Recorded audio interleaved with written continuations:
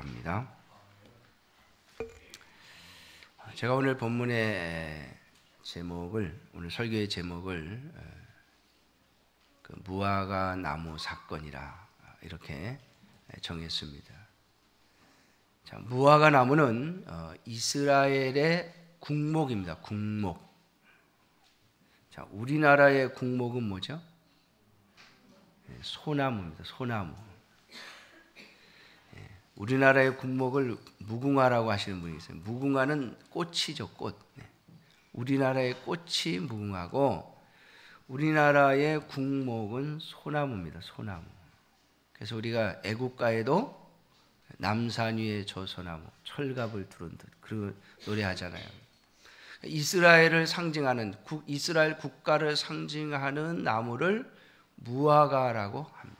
무화과 나무를 이스라엘을 상징하는 나무라고 말합니다. 그런데 오늘 본문을 보면 무화과 나무 하나가 뿌리째 말라버린 사건을 본문이 이야기하고 있습니다. 근데 오늘 본문을 유심히 보신 분들은 이게 그냥 있을 수 있는 일이 아니라고 하는 것을 알게 될 것입니다.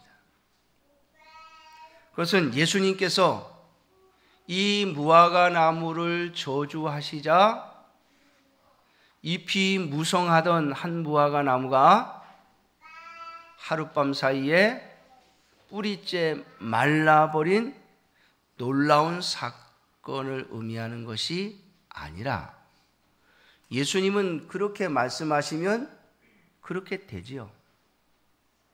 오늘 베드로가 예수님에게 말합니다. 랍비여 보소서, 저주하신 무화과 나무가 말랐나이다. 놀래가지고 하는 말이에요. 근데 여러분, 예수님은 말씀하시면 그대로 됩니다. 믿습니까? 놀랄 게 없어요. 놀랄 게.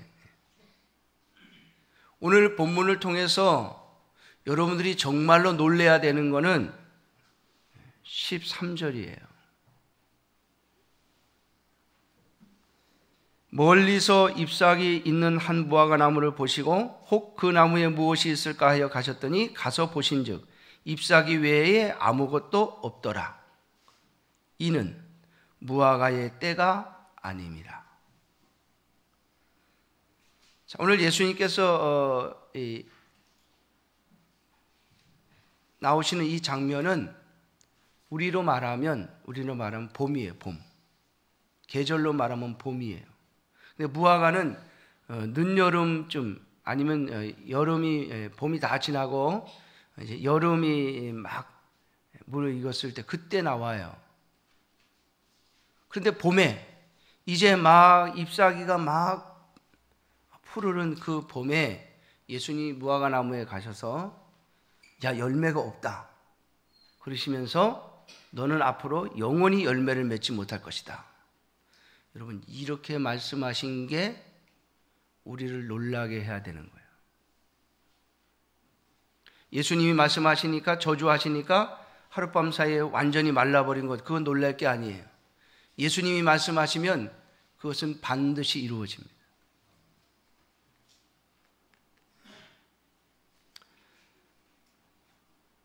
여러분, 그래서 주님의 말씀을 따라 움직이는 것이 가장 복된 것입니다. 믿습니까? 내가 내 생각과 예수님의 생각이 다를 때 우리는 주님의 생각을 따라가는 자가 복된 자입니다.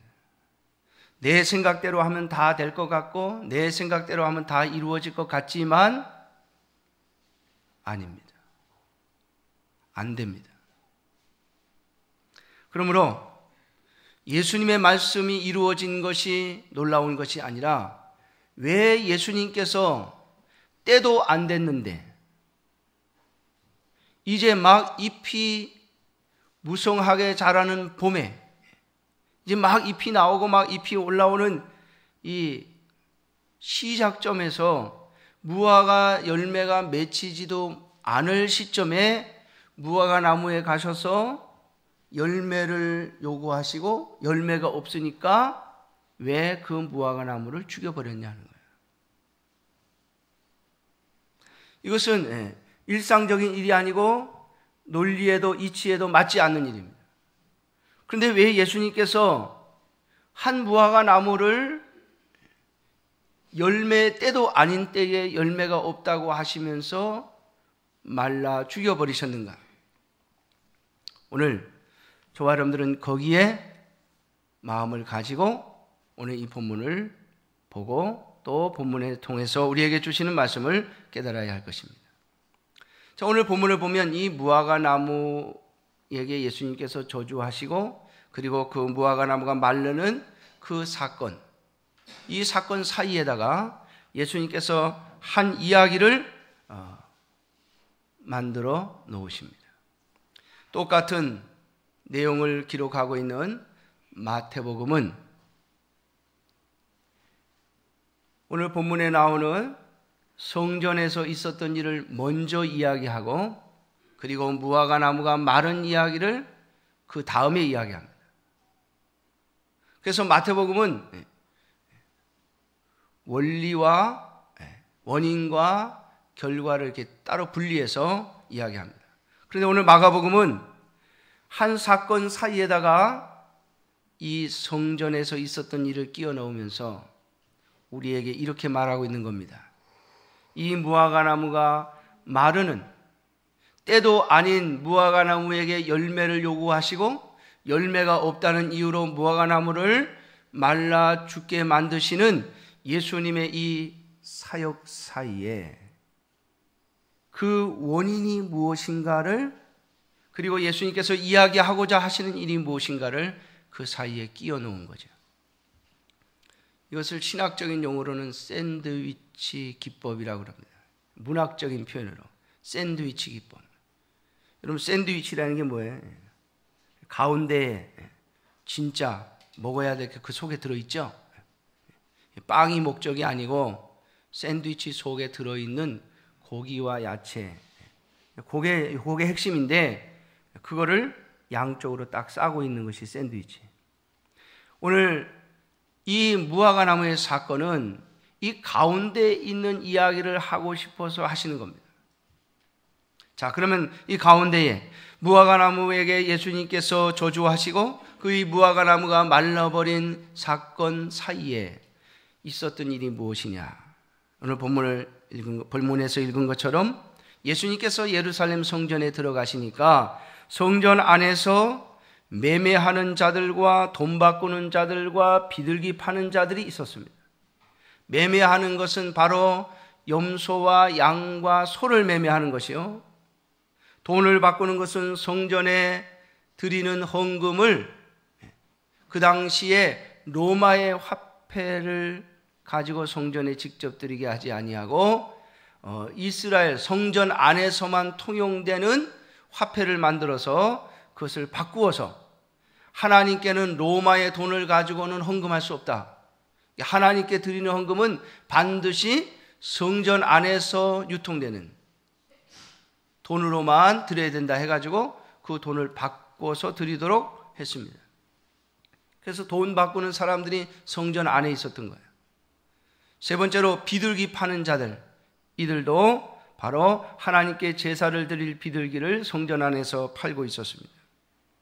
예수님께서 이 물건을 파는 자들을 전부 내어 쫓으시면서 성전 안에서 매매하는 일들을 해서는 안 된다고 지적하시면서 그들을 내어 쫓으시고 그들에게 말씀하십니다. 내 집은 만민의 기도하는 집이라 칭함을 받으리라고 하지 아니하였느냐? 너희는 강도의 소굴을 만들었도다. 하나님께 예배하는, 하나님을 경배하는 성전 안에서 성전을 강도의 소굴로 만들었다고 책망하시면서 그들을 내어 쫓으시는 사건이 오늘 본문에 기록되어져 있습니다. 그리고 이로 인해서 많은 백성들은 예수님께서 참 특별하신 분이구나. 예수님의 교훈은 참으로 놀랍고 우리를 두렵게 하는 말씀이다 라고 깨닫는 자들이 있었는가 하면 예수님의 이 모습을 보면서 예수님을 죽이고자 하는 자들이 있었음을 기록해 놓고 있습니다. 여러분, 무화과 나무는 어느 나라를 상징한다고요? 이스라엘. 그 무화과 나무를 예수님께서 말려 죽이시고 난 후에 우리는 복음이 우리에게 오게 되었음을 알아야 할 것입니다. 이스라엘은 하나님 앞에서 바로 실패한 국가가 되어버리고 말았습니다. 실패한 나라. 여러분, 그 이유가 무엇입니까? 바로 하나님께 예배하는 곳에서, 하나님을 만나는 곳에서 그들은 매매하고 돈을 바꾸고 비둘기를 팔므로써 오늘 주님의 말씀처럼 강도의 소굴을 만들었기 때문입니다.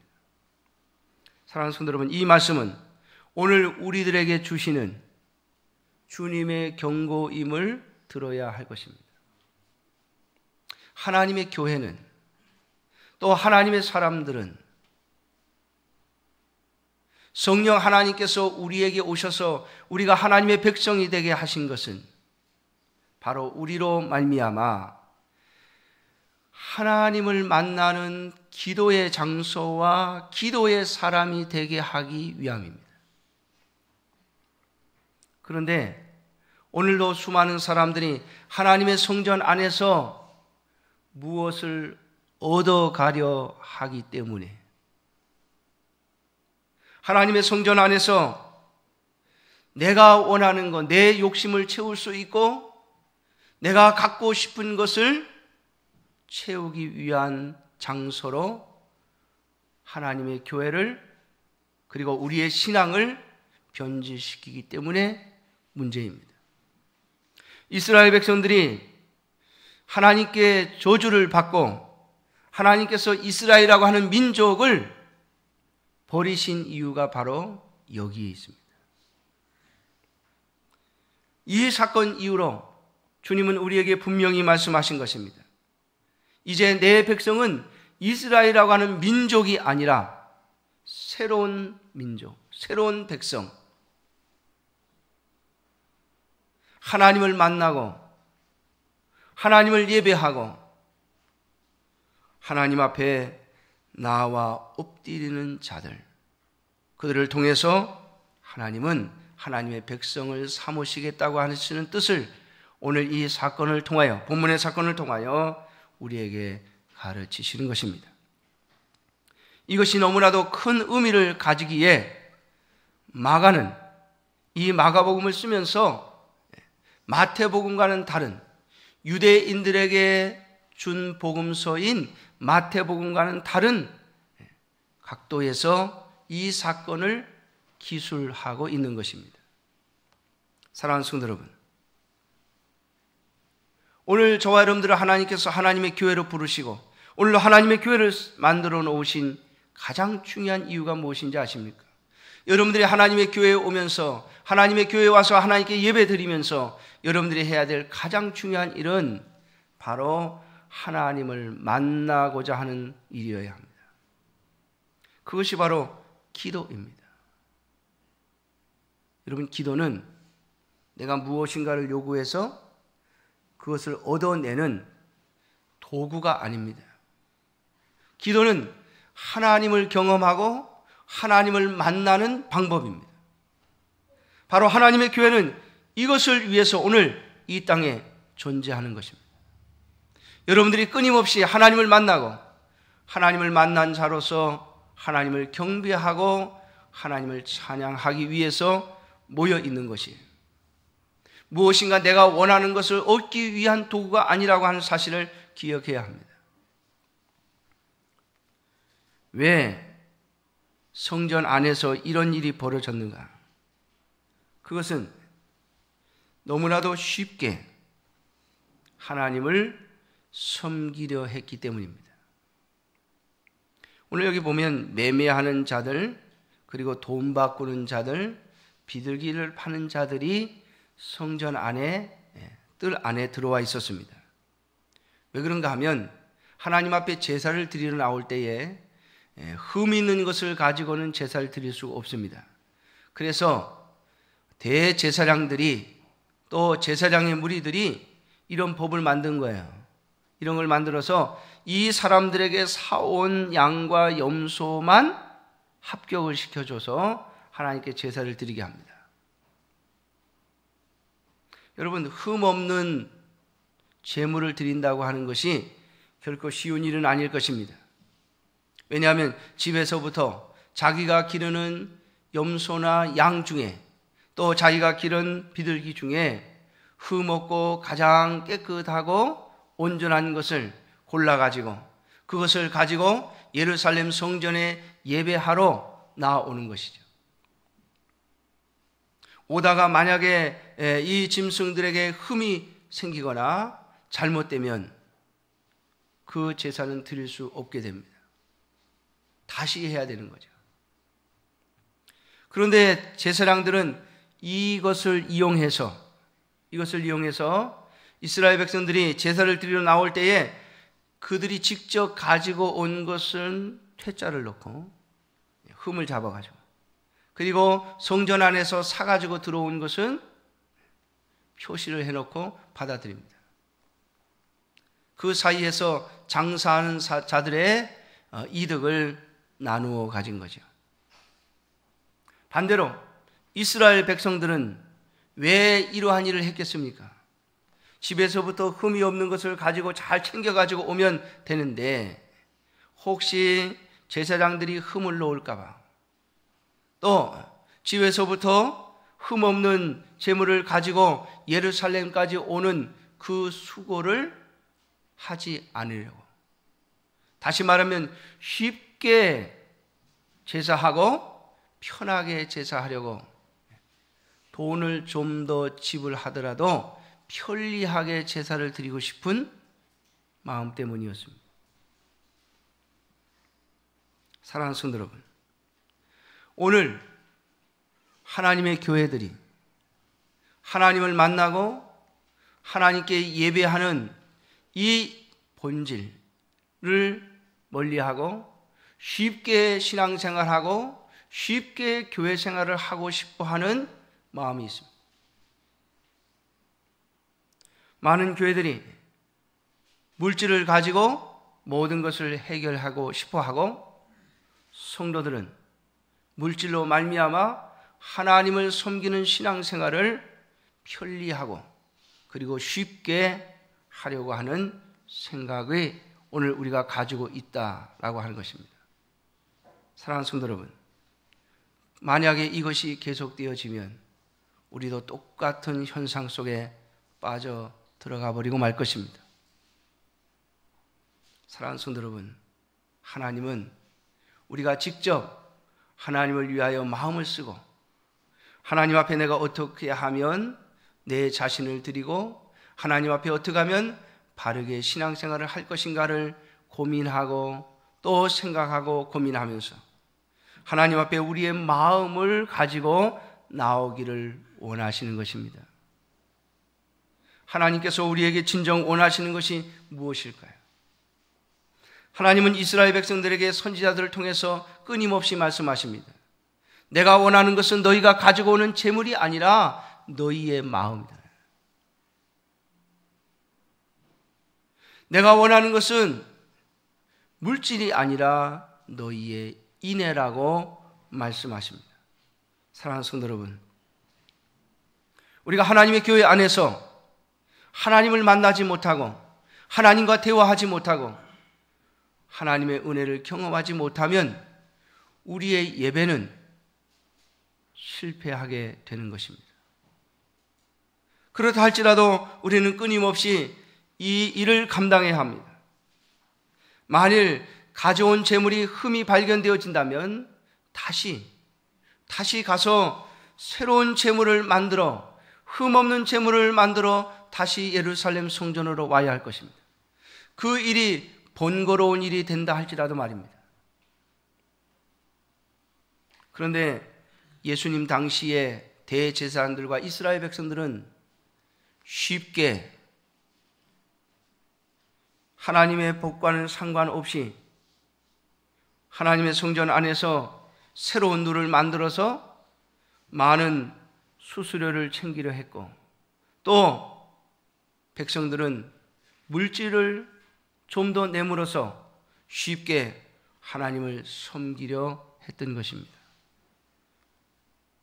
이것을 주님께서 책망하시면서 너희가 강도의 소굴을 만들었다고 말씀하십니다. 사랑하는 성도 여러분, 물론 교회의 지도자들에게 수많은 책임이 있습니다. 오늘날 한국교회 속에 많은 지도자들이 물질의 노예가 되어버린 모습들을 보여주고 있습니다.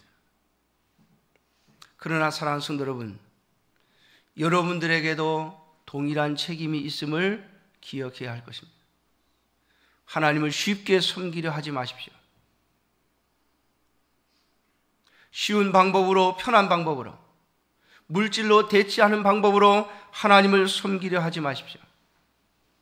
하나님은 우리와 만나기를 원하시고, 우리의 기도를 들으시고, 우리가 무엇을 원하는지, 어떤 생각을 가지고 있는지, 우리가 어떤 마음으로 하나님 앞에 나아오는지를 알기를 원하시고 또 보기를 원하십니다. 오늘 이 사건을 가지고 베드로가 무화과 나무가 말랐습니다 라고 놀라니까 예수님이 이렇게 말씀하시죠. 22절에 예수께서 그들에게 대답하여 이르시되 하나님을 믿으라.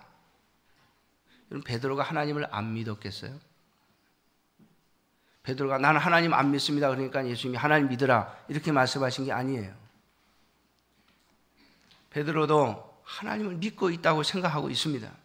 그런데 예수님께서 하나님을 믿으라 그렇게 말씀하십니다. 그 말은 무슨 말입니까? 하나님을 제대로 만나라는 거예요.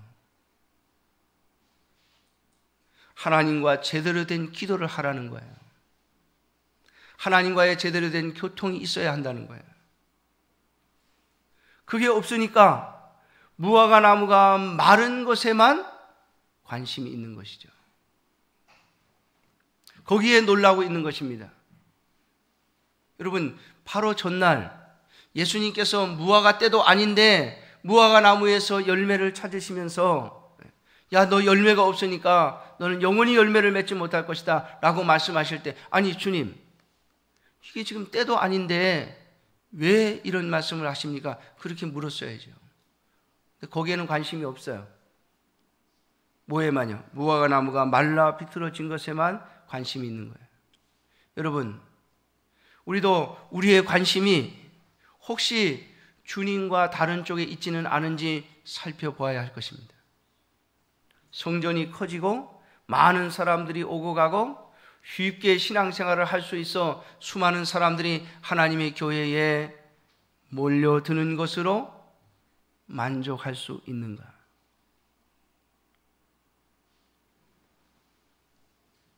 주님은 수많은 사람들이 몰려들어서, 여러분 예배 드리러, 제사 드리러 오는 사람들이 별로 없으면 뭐 이거 장사나 됐겠어요. 여기.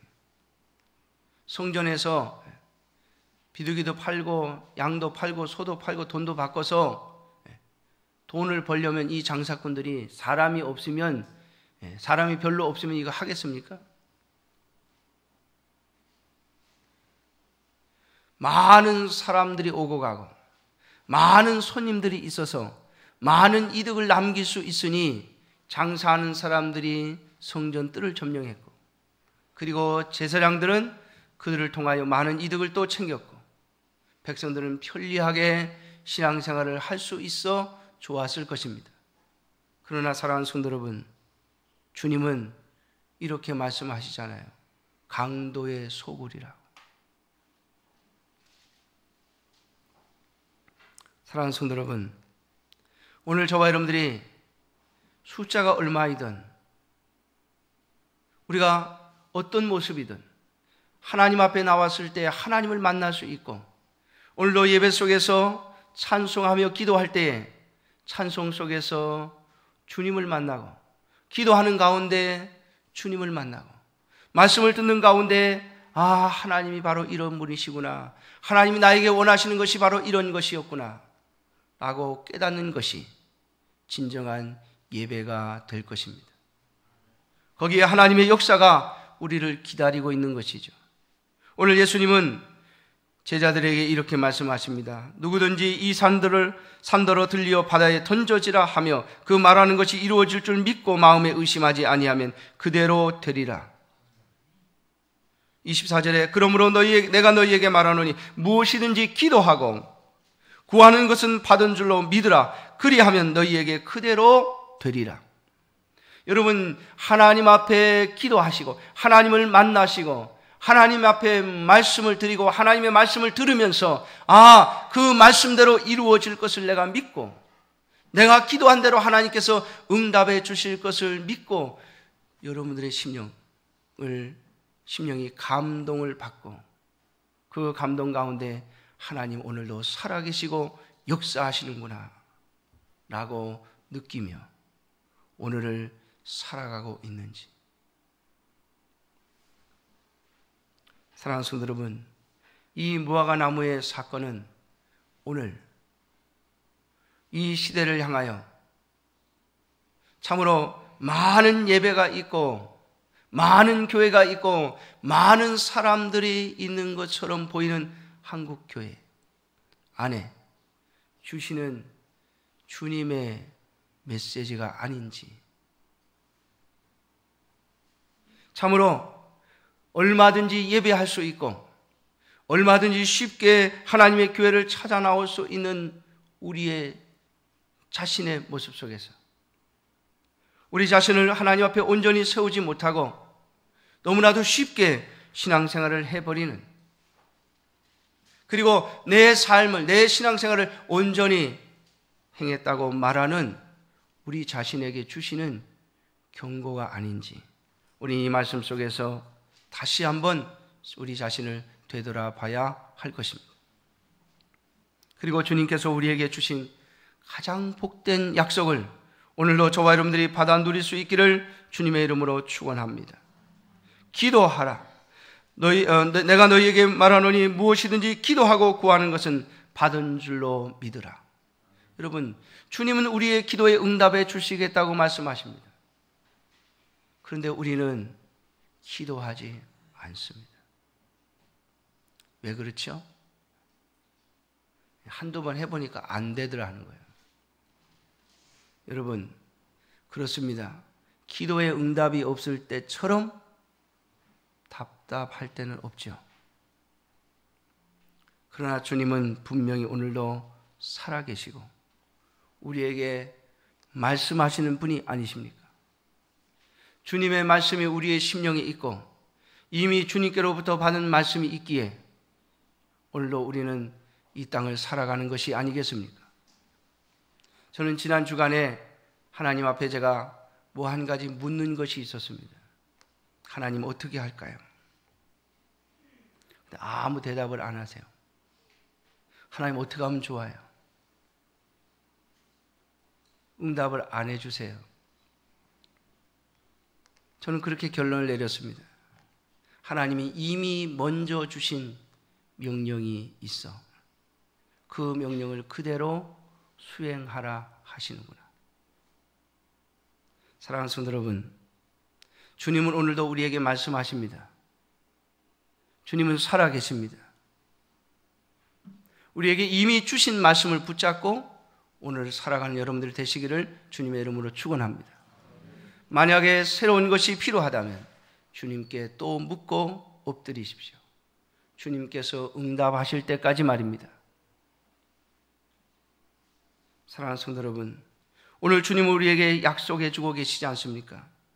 기도하고 구하는 것은 받은 줄로 믿으라고요.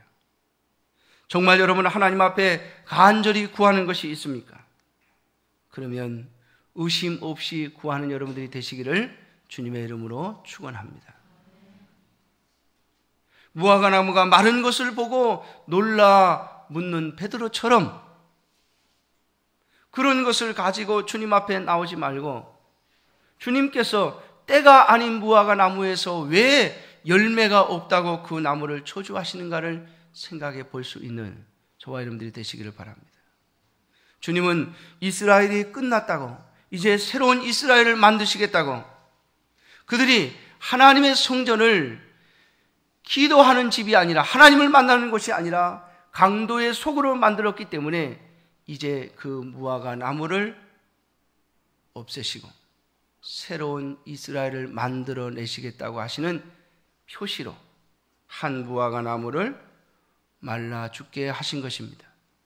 사랑하는 성도 여러분, 저와 여러분들에게 일어나는 모든 사건들, 우리의 삶의 주변에서 일어나는 모든 일들 속에 주님의 뜻이 담겨져 있습니다.